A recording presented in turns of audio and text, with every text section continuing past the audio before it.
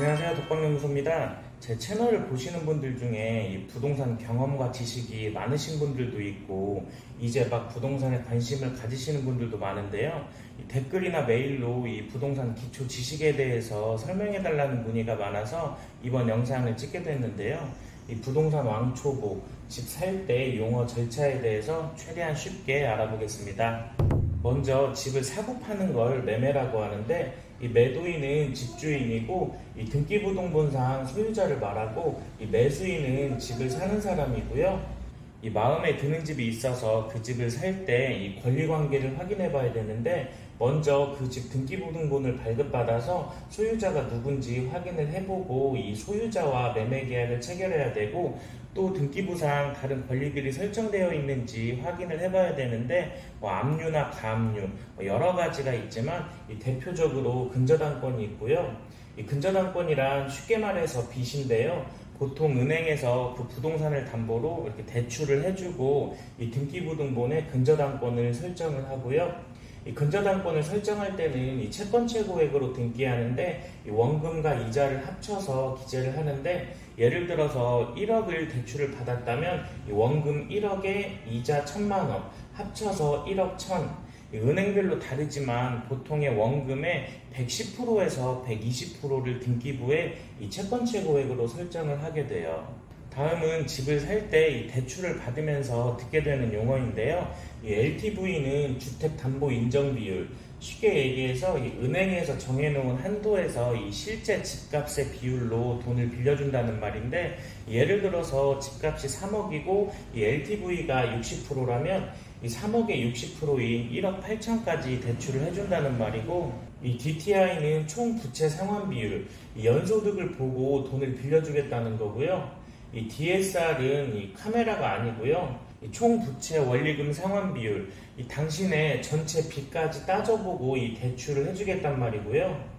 이렇게 대출까지 알아보고 마음에 드는 집을 찾아서 계약을 할 때 이 매도인과 매수인이 만나서 이 정식으로 계약서를 작성하면서 계약금까지 지급을 하는데, 이 부득이하게 계약금을 준비하는 시간이나 어떤 사정 때문에 먼저 이런 가계약을 하는 경우가 많잖아요. 이 가계약을 할 때는 보통 문자로 주고받는데, 이 문자 내용에는 어디 아파트 몇 동 몇 호, 이 매매 목적물을 기재하고 이 아파트를 얼마에 매매하는지 이 매매 대금도 기재하시고, 이 계약금, 중도금, 잔금 이런 걸 언제 얼마씩 지급한다는 이 지급 방법도 넣고, 이렇게 매도인과 매수인이 서로 오케이가 되면 이 계약서 작성 전에 이 가계약금을 지급을 하게 되는데요.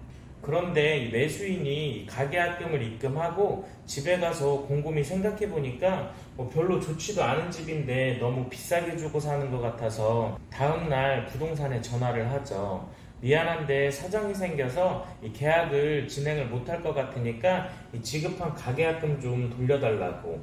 매도인이 천사 같으면 돌려주겠지만 대부분 안 돌려주는데요.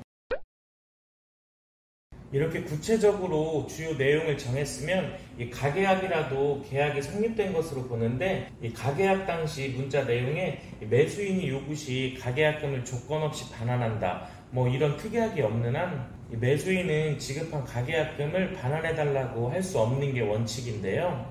즉 매도인은 가계약금을 돌려줄 필요가 없다는 점 참고하시면 되는데, 정말 억울하다면 소송을 통해서 반환 요구를 하셔야 되는데 사실 쉽지가 않으니까 이런 가계약을 하실 때는 꼼꼼하게 확인해 보시고 진행을 하시면 되겠고요. 이 가계약금까지 입금했으면 이제 정식 계약부터 잔금까지 진행을 해야 되는데, 이 계약날 만나서 계약서 작성하면서 이 특약도 협의해서 넣으시고, 인덕션은 그대로 놓고 가기로 한다, 이렇게 계약서 작성하면서 약정한 계약금도 지급하고, 이 중도금 날짜도 정해서 이 중도금을 지급하기로 했으면 지급하시면 되고, 이 중도금을 안 정했으면 이 잔금날 나머지를 한 번에 주면 되고, 이 잔금날에 매수인이 이 잔금을 지급하면서 매도인은 이 소유권 이전 등기에 필요한 서류를 동시에 주고받아야 되는데, 이걸 동시이행 관계에 있다고 표현을 하고요. 쉽게 얘기해서 이 매수인이 잔금을 안 주면 이 매도인은 서류를 안 주면 되는 거고요. 이 잔금을 안 준 매수인은 이행지체에 빠지게 되는데, 이때 매도인은 이 상당 기간을 정해서 이 잔금을 달라고 내용 증명 등으로 최고를 하고, 그래도 안 주면 이 잔금 이행지체를 이유로 이 계약을 해지할 수가 있다는 건 참고하시고요. 이렇게 계약부터 잔금까지 별 문제가 없다면 정상적으로 매매 과정이 끝이 나는데, 이런 경우가 자주 있어요. 이 계약날에 계약서 작성도 하고 이 계약금까지 지급을 했는데, 이 매도인과 매수인 사정 때문에 이 계약을 해지하는 경우인데요. 예를 들어서 아파트 3억짜리를 매매하는데, 이 계약금은 정해져 있지는 않지만 관례상 매매 금액의 10% 정도를 지급하는데, 이 계약날에 매수인이 이 계약금 3천을 지급했어요. 이 계약금을 지급하고 매도인과 매수인 한쪽이 어떤 사정 때문에 이 중도금을 지급하기 전까지, 이 중도금 약정이 없으면 잔금 지급 전까지 이 계약을 해지할 수 있다는 건 다들 아실 텐데요. 이 매도인이 해지를 할 경우에는 지급받은 계약금 3천의 2배인 6천으로 배액 상환을 하고 해지를 할 수가 있고, 이 매수인이 해지를 할 경우에는 이 계약금으로 지급한 3천을 포기하고 해지를 할 수가 있는데요. 이렇게 계약금을 깔끔하게 지급했다면 복잡할 거 없이 2배로 배액 상환을 해주던지 지급한 계약금을 포기하면 되는데, 이런 경우도 가끔 있어요. 이 계약날에 계약금 3천을 지급하기로 계약서를 작성했는데, 매수인의 통장 계좌이체 한도나 어떤 자금 사정 때문에 그날 1,000만 원만 지급을 하고 나머지 2천은 주말이 지나서 월요일 날 지급하기로 하고 계약서를 다 쓰고 이제 집에 갔어요. 근데 매수인이 주말 동안 다른 매물을 또 보다가 더 좋은 집을 발견하고 마음이 변해서 월요일날 매도인한테 이 지급한 1,000만 원을 포기하고 이 계약을 해지하겠다고 하는데 어떻게 될까요?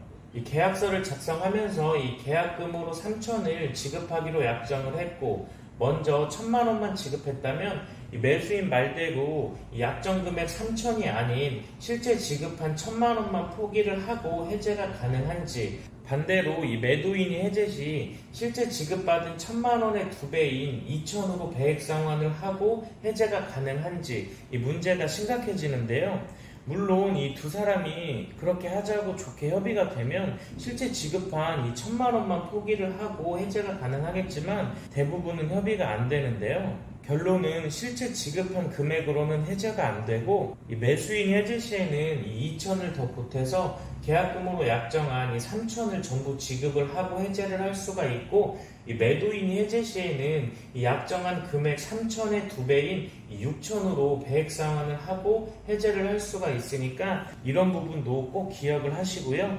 이렇게 계약부터 잔금날까지 별 문제 없이 왔다면 이 잔금날 진행은 간단한데요. 이 아파트가 3억이었다면 처음 지급한 계약금 3천을 제외한 나머지 잔금 2억 7천만 매도인에게 지급을 하면 되는데, 만약에 아파트에 이 매도인이 은행에서 대출받은 이 근저당권 1억이 남아있다면 이 매수인이 지급할 잔금 2억 7천에서 이 1억은 은행에 상환을 하고 나머지 잔금 1억 7천만 매도인에게 지급을 하면 되는데요. 이렇게 잔금을 지급하는 동시에 이 매도인에게 소유권 이전 등기에 필요한 서류를 받아서 이 매수인은 정해진 취득세를 납부하고 이 등기소에 접수를 하면 이 소유권을 취득하고 며칠 뒤에 내 집을 증명해주는 이 등기권리증을 받게 되는데, 보통 이런 과정은 법무사에서 일정 비용을 받고 대행을 해주니까 걱정하실 필요는 없고요. 이 매도인은 처음 집을 샀을 때 가격보다 팔았을 때 가격이 더 높아서 이 양도 차익이 발생한다면 이걸 계산해서 이 양도소득세를 신고하고 납부해야 되는데, 이 양도 차익이 없거나 1가구 1주택 비과세 규정에 해당된다면 이 양도세는 발생하지 않으니까 참고하시고요. 이렇게 부동산 계약을 처음 하시거나 이제 막 관심을 가지시는 분들이 궁금해하시는 집 살 때 기본 용어와 절차에 대해서 알아봤는데요. 기억하셨다가 꼭 도움이 되시길 바라고요. 이번 영상도 시청해주셔서 정말 감사드리고 다음에 더 필요한 내용으로 찾아뵙겠습니다. 감사합니다.